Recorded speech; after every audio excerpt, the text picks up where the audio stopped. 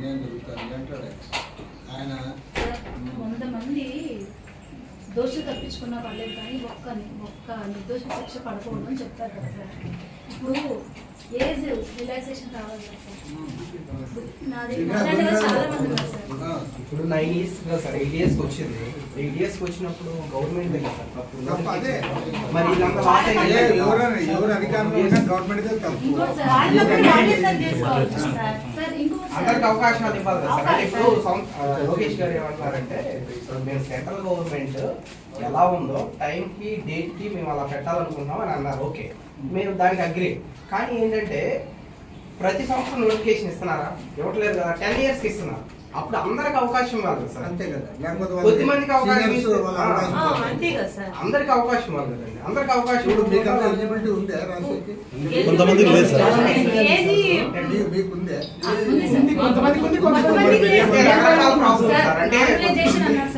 Normalisation అని చెప్పి TET లో 150కి 155 మార్క్స్ వస్తాయి సార్. ఇది ఒక్కటి సార్ 150కి 155 రావడం ఎలా సాధ్యం? అంటే 150 క్వశ్చన్స్ ఇచ్చావు, 150 మార్కులు ఎలా వస్తాయి? ఇది ఒక్కటి చెప్పమనండి సార్. అందరూ ఒక ప్రాబ్లం తో రాలేదు సార్. డిఫరెంట్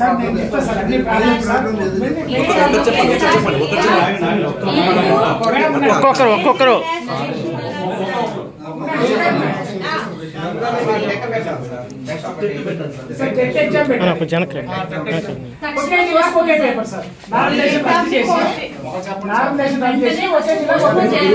మాట్లాడండి.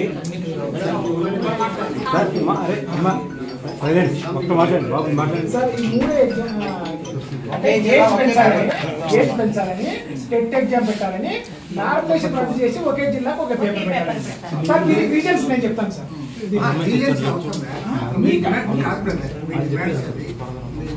రీజన్స్ ఉంటేనే కదా మీరు ఇంతమంది రోడ్డు మీరు జినైన్నెస్ లేకుండా మీరు ఓకే. ఇప్పుడు గవర్నమెంట్ ఏమంటే గవర్నమెంట్ ఒక స్టాండ్ తీసుకుంది. ఇది వాళ్ళు ఒక నిర్ణయానికి వచ్చి వాళ్ళు పెట్టారు. విజయ్ ఎప్పటి నుంచి ఎగ్జామ్ వాళ్ళు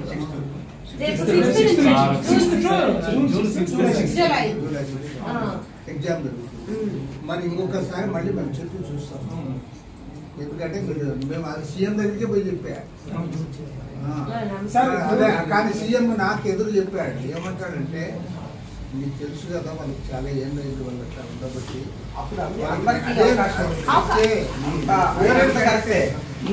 అల్టిమేట్ 16,000 మందికి ఏదో వచ్చేది ఉద్యోగాలు. ఏమంటారు అందరికి అవకాశమైనా ఇది ఓకే.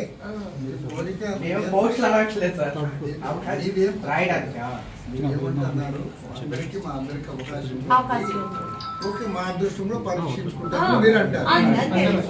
అంతే మీరు ఇప్పుడు పోస్టులు పెంచమని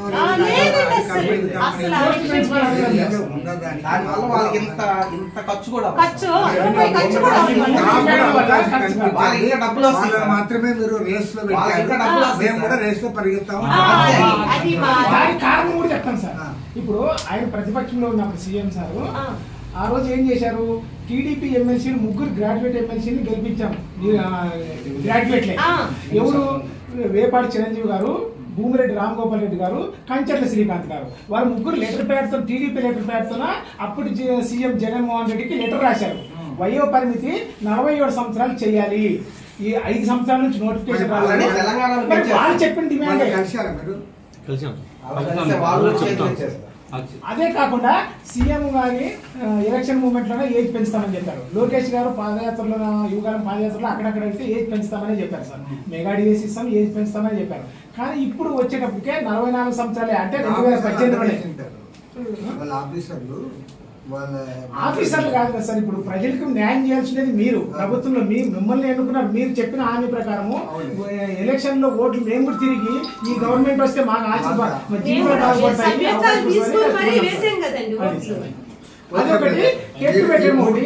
మరొకసారి నేను లోకేష్ పెట్టాను. ఎస్సీ ఎస్టీ వాళ్ళకి 90 days ఫ్రీ కోచింగ్ అన్నారు సార్. 45 days ఇస్తున్నారు సార్. మరి ఇది కూడా 90 days అని ప్రభుత్వం తీసుకున్న స్టాండే కదా. మరి ఈ స్టాండ్ మీద కూడా నిల్చోవాలి కదా సార్. ఈ 90 days కోచింగ్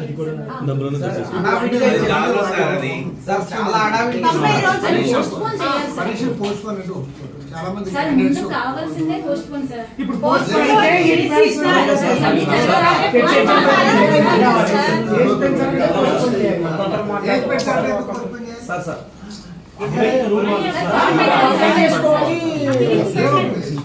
అప్లై చేసుకోండి. ఏంటి ఆన్లైన్లో ఎంతసేపు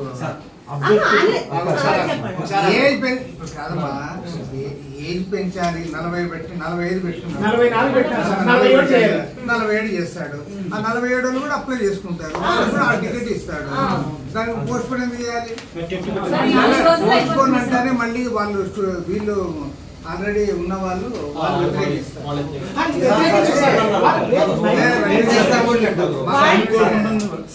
వాళ్ళు కూడా కలిసి ఉండే వ్యక్తులు ఎవరు సంతృప్తికరంగా చదువుకోవట్లే. అయితే టైం దగ్గర పడింది కదా అనే ఉద్దేశం చదువుకుంటారు. అందరూ వ్యతిరేకించిన బ్యాచ్ కొంతమంది ఉన్నప్పటికీ ఇప్పటికే లేట్ అయింది. మాకు ఏళ్ళు గడిచిపోయినాయి. అది గవర్నమెంట్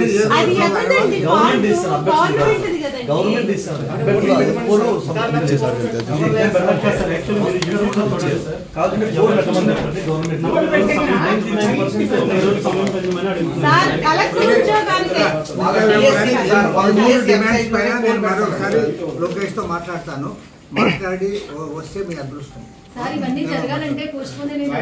సార్ అంటే మెయిన్ వచ్చేసరికి సార్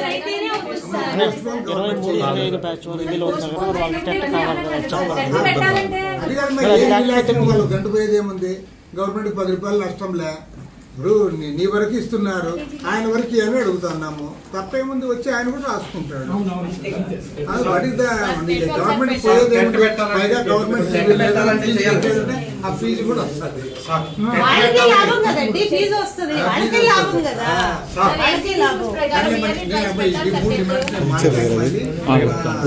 నాయకుడు చెప్తాను, మీకు చెప్తాను. అనంతపురం జిల్లా నుంచి వచ్చారు సార్. ఏం చేద్దాం?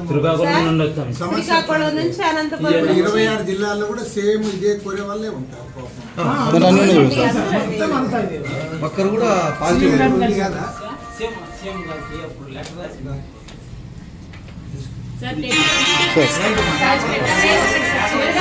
మాట్లాడతాను సార్. ఒక్కసారి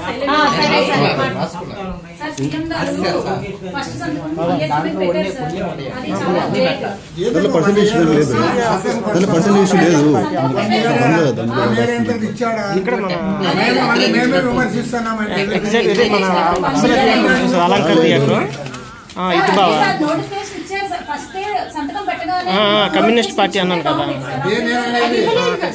ఇవ్వరుగానమ్మా, వాళ్ళు కూడా ఎంత ప్లాన్ 1 ఇయర్ పోగొట్టే. 1 ఇయర్ పోయిన తర్వాత ఇస్తే మరి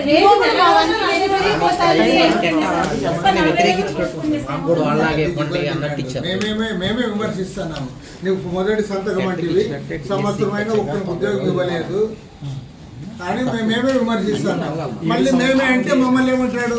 మీరు మీ కత్తికి 2 వైపులు పదను ఉంది. ఒక పక్క విమర్శిస్తారు మీరే, ఒక పక్క పోస్ట్ పోన్ చేయమంటారు మీరే అని మమ్మల్ని అడుగుతాడు. మరి విద్యార్థులు నష్టపోతున్నారని చెప్పేసి.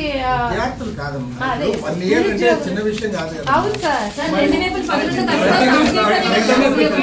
ఉండేది అదే పెట్టలేదు కాబట్టి మీరు ఇంకా పోస్ట్ పోన్ చేయమంటే మేము అట్లా అడిగే మేము కాదు.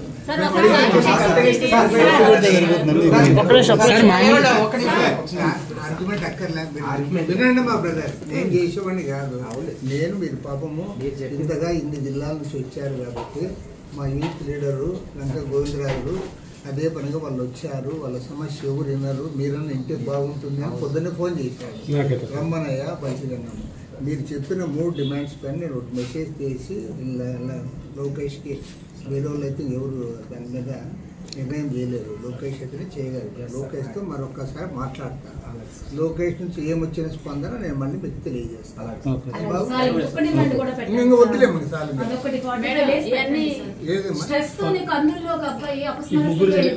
అమ్మ అది మేము పెట్టే కాదమ్మా, మీరు పెట్టుకోండి. కానీ మేము ఇప్పుడు మేమే గవర్నమెంట్ తిరుగుతున్నాము 1 ఇయర్ అని ఉద్యోగాలు లేదని మేమే విమర్శించాము. అలా కాదు సార్, 1 ఇయర్ వల్ల పోగొట్టావు. నీవు ఎప్పుడు మొదటి సంతకం అంటే ఏంటి అర్థము? ఇప్పుడు పెన్షన్లు ఉన్నాయి బాబు, 3,000 4,000 అన్నాడు, మొదటి నుంచి ఇచ్చాడు. అది పద్ధతి అంటే సార్ అట్లా కాదండి. ఈ ప్రెషర్ వల్ల తక్కువ టైంలో ప్రిపరేషన్ అవ్వలేక ప్రెషర్ వల్ల అలా కాదు సార్. ఇప్పుడు ఆ విషయాన్ని కొంచెం 1 year పోగొట్టారు, అంతకుముందు 5-6 ఏళ్ళు పోయింది, ఇంకెన్నేళ్ళు పోవాలా? 7 సంవత్సరాలు పోగొట్టారు కదా సార్. లేదమ్మా, నేను 7 సంవత్సరాలు పోయింది. 1 year పోయిందని మేమే విమర్శిస్తున్నాం. మళ్ళీ మేమే మానవుడి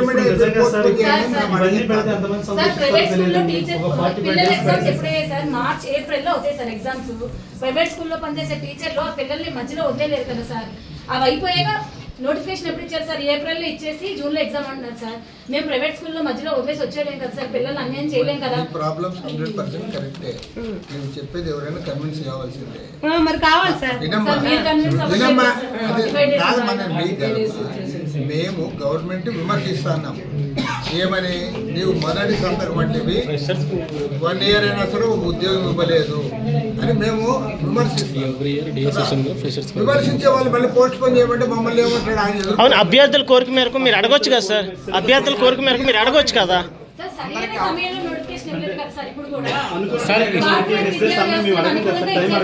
అంటే ఒక విషయం ఏంటంటే సార్, ప్రతిసారి డిఎస్సి జరిగే ముందర ఫ్రెషర్స్ కి అవకాశం ఇచ్చేవాళ్ళు సార్. ఫ్రెషర్స్ కు టెట్ పెట్టకపోవడం వల్ల చాలా మంది రాసుకోలేకపోయారు సార్, అప్లై చేసుకోలేకపోయారు సార్. ఒక్క మాట అండి,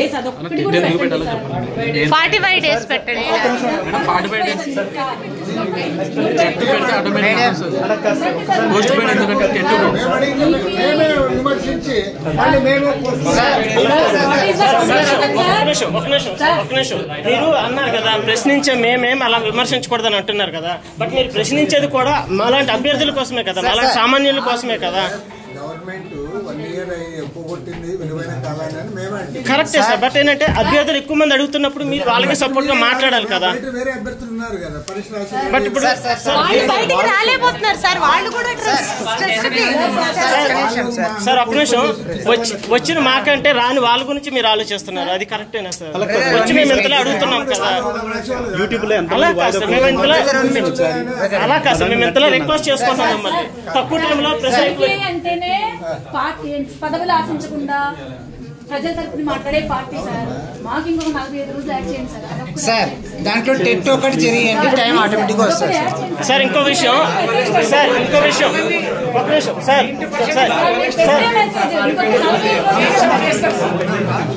సార్ పెట్టు పెట్టారు.